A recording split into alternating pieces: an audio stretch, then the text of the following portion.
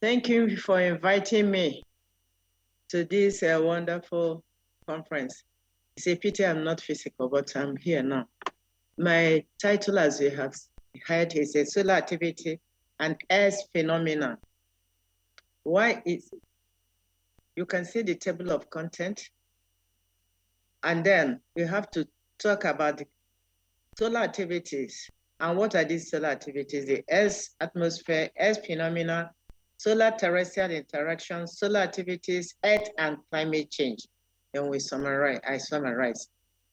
First, it is very necessary to talk about the solar activities, Earth, its atmosphere and this phenomena, because anything that concerns the Earth in which we live, that's this planet, must surely be a priority in research. Because if we are kept in the dark, we'll not know what will be happening. So I start by telling you that solar activities are the natural phenomena occurring within the outer space of the sun. Of course, studying of these solar activities are very important, very crucial, because it has a lot to do with Earth's environment, its atmosphere, and its climate. We can also equally talk about magnetic field of the Earth, which is also affected by some of these solar activities, if not all of them. And we then can proceed to talk about solar flare, which is produced by high energy particles and radiations that are very dangerous to living organisms, including us. And that is why it becomes necessary we talk about them. The importance of studying solar activities and Earth phenomena cannot be overemphasized. So in this small paper of work, we have to give attention to Earth and this environment and explore Earth's various phenomena and solar terrestrial interaction. Then there will be time to review or see the relationship between solar activity and Earth's climate. Also, now that climate change is affecting the world globally, we talk about the climate change and discuss climate change. And then finally, we can summarize. So as I have already said, that it's a natural phenomenon occurring with the outer space of the sun. These include the solar wind, coronal mass ejections, solar flares, solar energetic particles, and sunspots, and the rest of them. Then the solar energetic particle, which we also could be regarded as solar cosmic rays. We know these are the high energy particles coming from the sun and descending towards the earth. So solar wind is regarded, or is rather stream of charged particles released from the corona, that is the upper atmosphere of the sun. It consists mostly of electrons, protons, and alpha particles with kinetic energy between 0.5 to 10 keV that is ejected into and through the interplanetary space. Then solar flare is regarded as the intense localized eruption of electromagnetic radiation in the sun's atmosphere. They usually occur in active regions, and rarely or often, they not always, they can also eject particles, solar particles, and then the solar particle events and other solar phenomena that occur. This leads to occurrence of solar flares that varies within the 11-year cycle. Then the coronal mass ejection is a significant release of plasma and accompanying magnetic field from sun's corona into the solar wind. Then coronal mass ejection, as we have just said, often associated with solar flares, not always, and other forms of solar activity. Now, the sunspot are phenomena on the sun photosphere, the circle, that appears as temporal spots that are darker than the surrounding areas. Let us also equally note that if sunspots are active, more solar flares will result. leading to increase in geomagnetic storm activity on the Earth. You can see how these activities in the sun relates to magnetic, geomagnetic field, geomagnetic activities, and then what have we. They are very important, interrelated. And we cannot talk about solar activity, Earth phenomena, without talking about the Earth's atmosphere. So we quickly look at the Earth's atmosphere from troposphere down to the ionosphere. It's very clear to us, but just to tell you that we cannot circumvent Earth atmosphere from solar activity and all the other phenomena, as well as geomagnetic, which is Earth's magnetic field. So we now relate some of the atmospheric phenomena. We have one of them as storms, which results from whirling of large localized organized cloud of masses of sizes, of different sizes and shapes, which include the tropical storm. Now, hurricane is also involved, it's also inclusive. Cyclones and typhoons, these are all parts of tropical storm. Even the national disaster that have very great impact on our Earth. These phenomena lead to this impact on the Earth, which will bother us. A tropical storm is a hazard that brings heavy rainfall, strong wind, and other related hazards. So we are much slides and floods, which were attributed to part of climate change. These tropical hurricanes, which are tropical storms that form over different areas like the Indians and the rest of them. And we now see that we also have aerosol. Many studies have shown that volcanic eruption releases these volcanic ash and gases, which we refer to as aerosol, into the atmosphere, as you could see from the figure behind, which we have passed. That alters atmospheric chemistry, and consequently causes climate change. That's where I'm going to. You see that these phenomena, this from solar activity to Earth phenomena and what have you, they all get to the cause of climate change. When we say volcanic eruption, the geophysicists will say it is just coming from the Earth interior and then solidifying on the Earth surface. No, it doesn't end there. It now goes up to disrupt the chemistry of the atmosphere. And this aerosol also contributes to change of climate. Once you change the chemistry of the atmosphere, there is change in climate. Then that gets me to geomagnetic storm. And it is important to note that during geomagnetic storm, at the high latitude, high latitude currents in the ionosphere change rapidly in response to change in this solar wind. These currents produce their own magnetic field. Then their magnetic field will now combine with Earth's magnetic field at the ground level. And what does it result to? It results in changing magnetic field, which induces current in effect. In the conductors, now when they do induce current in the conductors, we refer to that as geomagnetic induced current. And this induced current, what do? They cause increased corrosion and malfunction of flow meters in the pipeline, which is very dangerous, even to us as a living human being and what have you. And in large power system, surges of this geomagnetic induced current overload transformers and capacitors bank, causing damage and shutdown. We have been experiencing this. So we can now see how solar activity, Earth's magnetic field, Earth's environment run down to effects on human being and our usages. So that's why it's very important to study them and be very careful and know when we avoid such things. Then, as part of this atmospheric physics, there is impact on our environment. They impact our environment, and not only our environment, they also equally impact the pipelines and what have you. And that is why we notice that geomagnetic storms also enhance the ionospheric current and induce voltage on telegraph lines. Hence, information or signals are distorted or stopped entirely.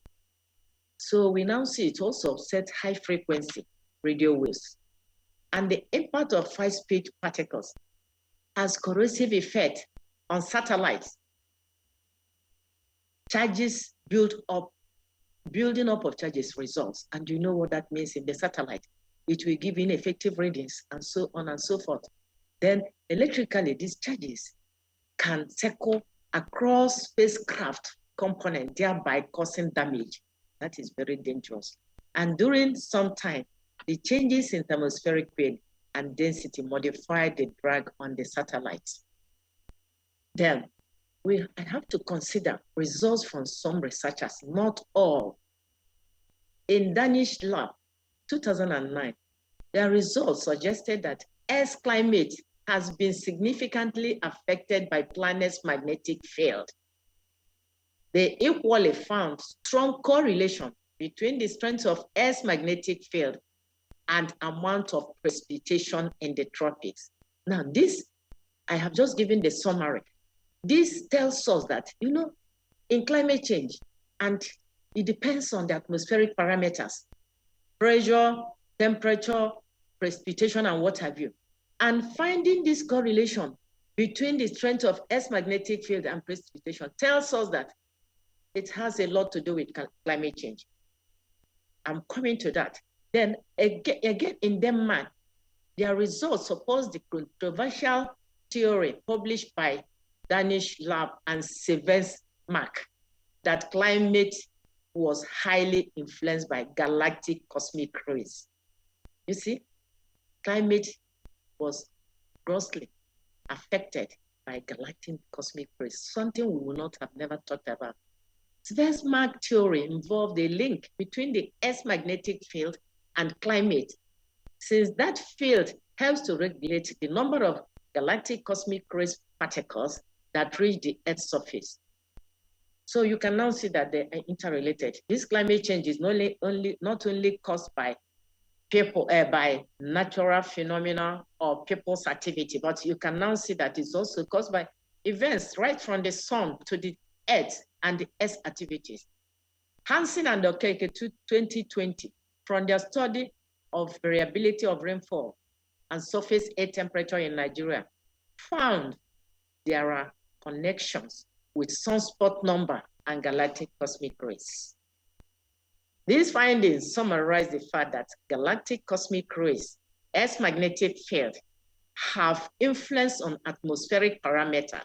Invariably, they have the same on climate change. Now, solar terrestrial interaction. The Earth's atmosphere, as some of us will be aware of, blocks out the X-rays and most of the ultraviolet rays coming from the sun. Then protects inhabitants, that is human being or even animal or whatever, from harmful effect of radiation and particles that stream out from the sun. These molecules of the Earth's atmosphere absorb the X-ray and ultraviolet rays photons and become ionized. Earth's magnetic field protects living organisms from charged particles that reach the Earth. If the path of the particles is parallel to the field, it travels without deflection. Otherwise, if it travels across the field, it will be deflected into a circular path by Lorentz force. Then the climate change can be caused by natural phenomena like volcanic erosion, right? That releases volcanic ash. It has seeped into the atmosphere. Then plate tectonic also could also cause climate change. And it could also be caused by changes contributed by people that the people made. And of course, we are still making it. Many factors, both natural and human, can cause changes in Earth's energy balance, which invariably amounts to climate change. These changes could come from variation in the sun's energy reaching the earth, changes in greenhouse effect that affects quantity of heat which the Earth's atmosphere retains. Cosmic rays discovered to correlate highly with precipitation.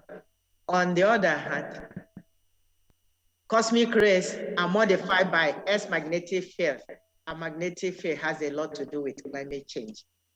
Now, Professor Okeke, sorry, your time is over. I can give you a couple of minutes to wrap up. Thank you. Okay. This is the summary, as you can see on the video.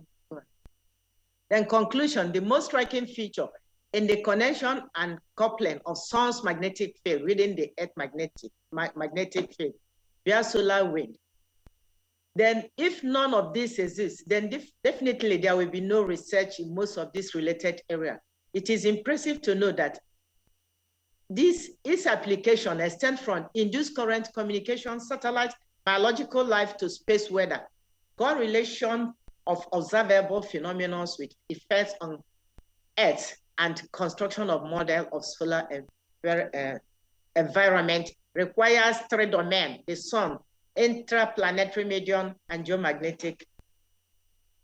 So, okay, thank you for your audience and listening.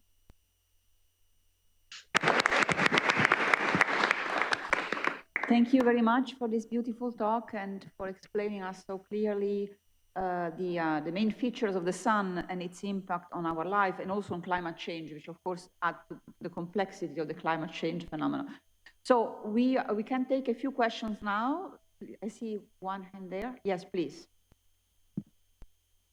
Do we have an idea how these factors are interacting with the human activity, which is changing the climate, and how or what is the relative importance of each of the factors, such that we really understand human activity and the change in the climate, as we need to do urgently?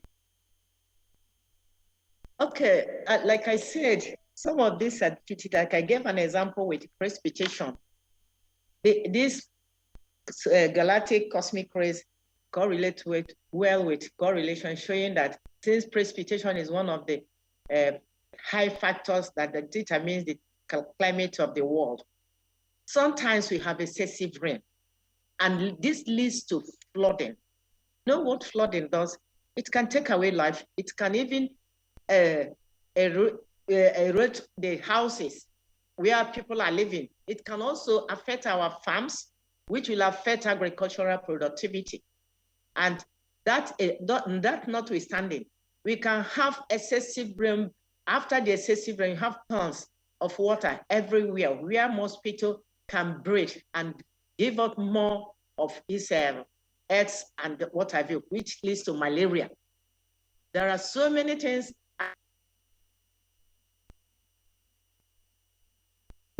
I'm afraid we lost her. Still there, but I think that cultural productivity. Okay. But now that if it is affected, the flood will carry out what you have done and what have you, then the productivity of the agriculture will be low. Therefore, economy will be affected, and human beings will suffer it, because when you economy, the social and the environmental are not right, we do not have sustainable development. Therefore, it affects so many areas in our life. If the development is not sustained, it's affecting human life. I don't know whether I've answered your question. Thank you very much. So I don't see any other hands here in the room, nor on Zoom. To our colleagues on Zoom, if you have a question, please raise your hand because I can see you. Okay, so I suggest we move. Yes, there is another question here. Please. Okay, please, did you hear my answer to your question? Simply a comment on the history of this very important work. The person who first recognized the connection between solar activity and the Earth's magnetic field was Father Angelo Secchi 150 years ago here in Rome. And in fact, the satellite that NASA uses, the stereo satellites, to measure this, has a package called the Sun-Earth Connection Coronal and Heliospheric Investigation Package. So there's fame when your name becomes a NASA acronym. And sadly, that will never happen with Consul Magno.